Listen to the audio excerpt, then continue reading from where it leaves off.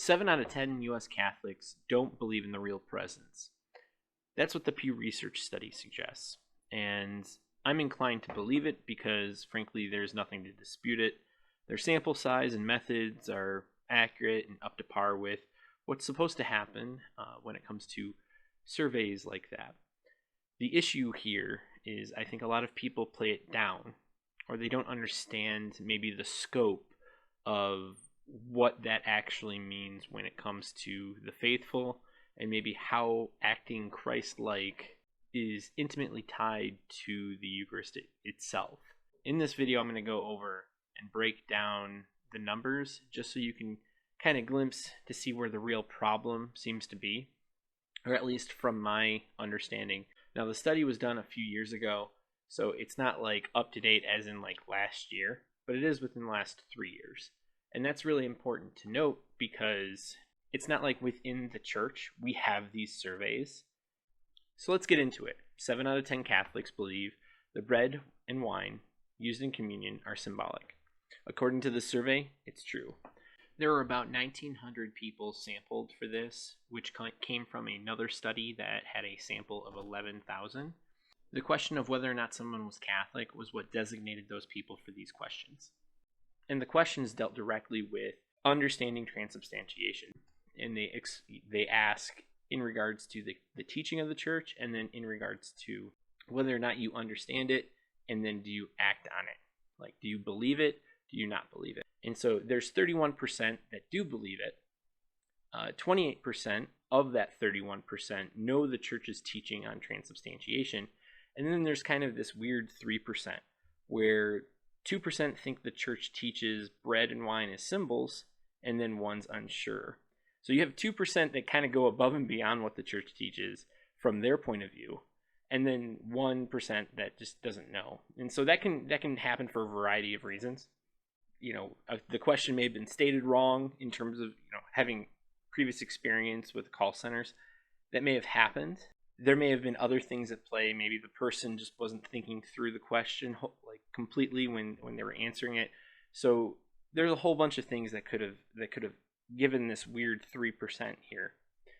But it's going to be different on the other side when it comes to unsure. Unlike this 31% that reinforces what the church teaches, the 69% doesn't. So when you look at the 69%, you have 22% that know the church's teaching on transubstantiation. So they know it and they're rejecting it. They believe the bread and wine are symbols, even though the church teaches the real presence.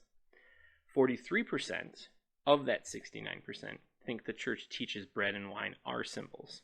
So that's very telling, because what that shows is a huge confusion on the matter. And we'll get more into the details there, but right off the bat, like, that should be the one thing everyone focuses on. All right, there's a substantial portion of the 69%, about 2/3, that do not know what the church's teaching is. And then on top of that, you have the 4% that are unsure about the church's teaching. So you have 47% that are of the 69% that don't know what the church teaches. Either they believe the wrong thing because they think the wrong thing, or they're unsure. We only know that of the 69%, 22% seem to reject what the church teaches and thinks they're symbols. On to the next table here, we see that this is split up in a variety of ways. So on the left-hand side, we have certain demographics and attributes. So you have the attribute of you attend Mass weekly or more. You go to Mass once a month or a few times a month, and yearly or seldom and never. And then you have you're a man, you're a woman, you're white, Hispanic. Then you have under age 40 to 59, and 60 or older. And then you have education, high school or less, some college, and college graduate. And then on the top, you have, in the first 3 sections, dealing with believing in the body and blood as the real presence. And then in the last 3, you have believing they're symbols. How you would interpret this: in the first column, the 63% for attending Mass weekly or more, 58% of them know what the church's teaching on transubstantiation is, and then the other 5% don't know. So 58 plus 5 equals the 63. And then when it comes to the symbols, you can see that it's the same thing. 14% of that 37% know what the church's teaching on is on transubstantiation, and then you have 23% that don't know the teaching. So that's how that's laid out, and it's pretty interesting that you have this intersection. The first thing that I take away from this is that obviously attending Mass weekly or more, 63% versus 37%, that is the only net positive when you look at a 50-50 split. It is the only demographic here that has a majority of people who believe in transubstantiation. Every other thing is a minority.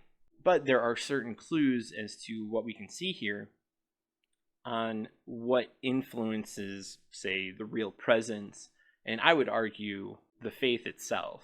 Because when you look at the faith, it all points to the Eucharist. It all points to Christ.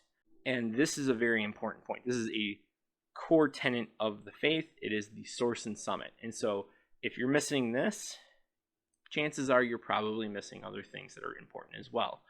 The second thing I noticed is when it came to the 3 columns on the right, dealing with the bread and wine as symbols, there's only one demographic that doesn't have a majority of those that misunderstand the source and summit of the faith. When you look at attend Mass weekly or more, you see that 23 of the 37% don't know the teaching. The next one down, 50 of the 75, that's more than 50%. 62 of the 87, that's more than 50%. The only one that is not more than 50% is college graduate. And that creates a very important distinction here because it kind of shows a relationship that is very important. And not only is attending Mass critical, but understanding the source and summit of the faith. And what this shows is that education is linked to this problem. We have earlier, of the 69%, 47% were confused or didn't know what the actual teaching was. And this is how it's laid out when you look at all these intersections. And that is something to really kind of sit on because it shows the problem. Like you can look at men and women, white, Hispanic. That's not so much the issue here. The issue is the education because it's linked in 2 separate designations. The reason why I make that point is because as you get more educated, the more likely you are to believe in the real presence. Now, yeah, it's still a majority believe the bread and wine are symbols for college graduate, but that doesn't disprove my point because as you get up in education, the percentage goes up. So 26 to 31 to 37. And I think that's important because if you go to a good school and you actually learn how to decipher and think about information, when it comes to what you believe, you're going to want to go after the truth. And the source and summit is what the Catholic Church points to. So that makes sense that as you go up in education, you would be more and more likely to believe in the real presence. And that would also make sense that those that don't believe in the real presence, a majority of them understand transubstantiation and simply reject it. That's kind of where my link is here. There is something to say about age. You know, the more you grow up, the more likely you are to believe in the real presence. And it's very interesting that it's 60 or older because that's kind of like the transition period when many changes were done to the Mass. Like they were the first generation, and so if they're the generation going through the transition, it would make more sense that they know where things are supposed to be allocated at or what priority is supposed to be there. And every subsequent generation would be the fruit of that transition. And so that fruit of that transition is reflected in under age 40 and 40 to 59, where it drops significantly from 38 to 27 and 26. So that would make sense. And the reason why it would make sense is during that period of time, we understand that the bishops in many dioceses actively discouraged certain types of apologetics because they wanted to make Catholicism more palatable to Protestants. You know, we understand that that's probably not great. The issue comes back to, well, what do they know about the source and summit of the faith? Well, apparently not what the church actually teaches.